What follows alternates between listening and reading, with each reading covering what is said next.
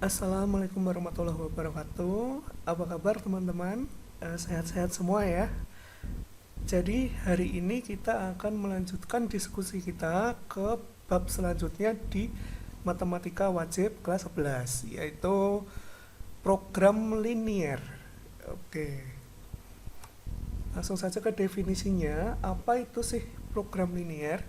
Jadi program linier itu adalah suatu metode dalam menentukan nilai optimum dari suatu persoalan linier.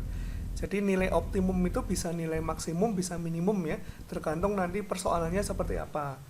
Nah, penerapan dari metode program linier ini nanti, contohnya misal di kasus seperti ini nih. Misal ada produsen sepatu yang membuat dua model sepatu menggunakan dua bahan yang berbeda, sedangkan diketahui banyak sekali ketentuannya, seperti misal ini.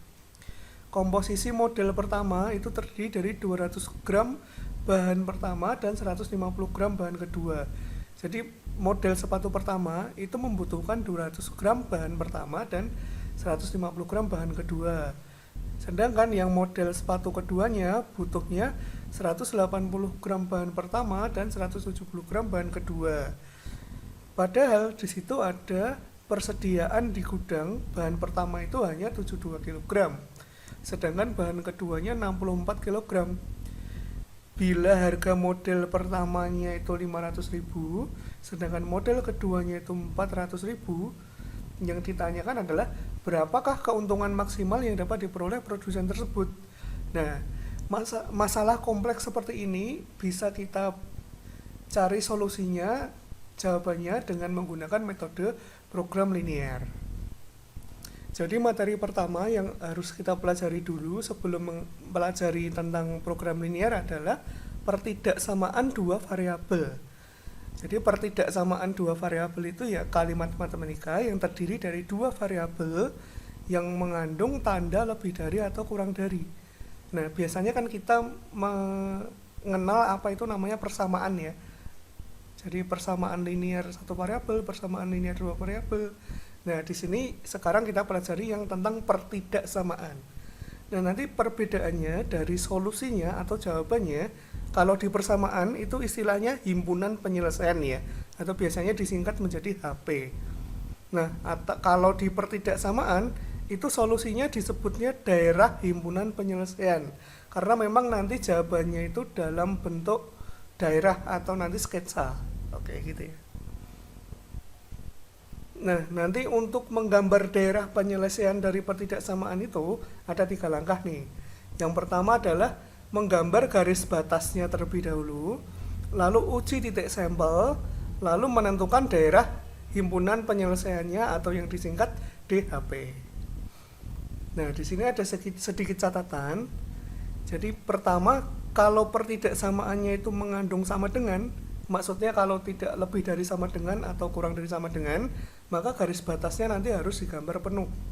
Sedangkan kalau pertidaksamaannya tidak mengandung sama dengan, jadi misal lebih dari dan kurang dari saja, maka garis batasnya digambar putus-putus.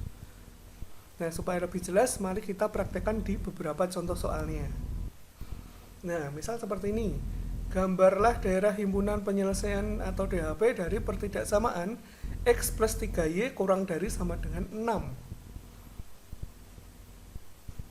Jadi pertama, tadi langkah pertamanya kan kita gambar dulu garis batasnya. Nah, kalau ada pertidaksamaan X plus 3Y sama dengan 6, kurang dari sama dengan 6, berarti garis batasnya itu pertidaksamaannya ini diganti sama dengan. Jadi X plus 3Y sama dengan 6. Nah, ini nanti jadi garis batas. Nah, lalu kita gambar garis ini. Nah, seperti yang sudah pernah kita pelajari dulu, cara menggambar garis seperti ini kan kita misalkan kalau X-nya 0, Y-nya berapa, nanti kalau Y-nya 0, X-nya berapa gitu ya. Oke, mari kita hitung. Kalau X-nya 0, kita masukkan ke sini, berarti 0 tambah 3Y sama dengan 6. Berarti 3Y sama dengan 6, Y-nya ketemu 2, gitu ya. Sedangkan kalau Y-nya 0, berarti X plus 0 sama dengan 6, berarti X-nya 6. Nah, berarti dari sini kita peroleh 2 titik, yaitu 0,2 dan 6,0. Setelah itu kita tulis titiknya. 0,2 berarti di sini, 6,0 berarti di sini. Lalu kita hubungkan, kita peroleh garis batas X plus 3Y sama dengan 6. Nah, sesuai catatan yang tadi kita bahas, kalau di sini pertidaksamaannya mengandung sama dengan, berarti garis batasnya digambar penuh lurus gini ya. Oke, selanjutnya di langkah keduanya kita uji titik sampel. Maksudnya, jadi misal seperti ini nih. Untuk menentukan DHP, kita perlu memilih sebuah titik perwakilan dari tiap daerah, lalu uji titik tersebut. Yang dimaksud uji titik ini, kita masukkan titik tersebut ke pertidaksamaannya ini tadi. Nah, DHP adalah daerah yang titik perwakilannya menghasilkan kebenaran apabila dimasukkan ke pertidaksamaan. Jadi, ketika kita menggambar garis batas tadi, ini secara tidak langsung dia memotong sumbu kartesius menjadi dua daerah, membagi menjadi dua daerah gitu ya. Andai kan ini daerah pertama, di sini daerah kedua. Nah, sebagai perwakilan daerah pertama, kita pilih misal titik 2,3 gitu ya. Ini perwakilan daerah pertama. Sedangkan di perwakilan daerah kedua, kita pilih misal di titik 0,0 supaya gampang ya. Oke, selanjutnya setiap perwakilan daerah ini kita uji titiknya. Nanti caranya seperti ini. Daerah 1 atau di atas garis ini uji titiknya tadi 2,3, kita masukkan ke pertidaksamaannya ini tadi. X plus 3Y kurang dari sama dengan 6. Berarti X-nya diganti 2, Y-nya diganti 3. Diperoleh 2 tambah 3 kali 3 kurang dari sama dengan 6. 3 kali 3 itu 9, berarti nanti diperoleh 11 kurang dari sama dengan 6. Nah, 11 kok kurang dari 6, berarti kan salah ya. Nah, kalau yang daerah 2 kita uji lagi.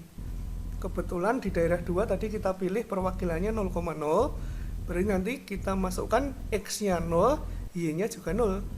Diperoleh 0 kurang dari sama dengan 6. Nah, ini kan benar ya.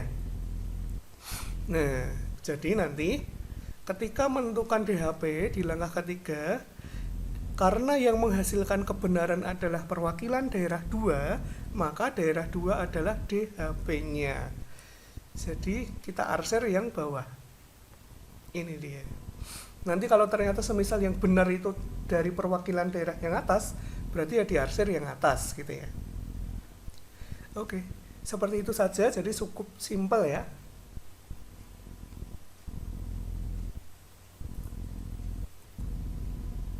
Selanjutnya misal ada contoh lain.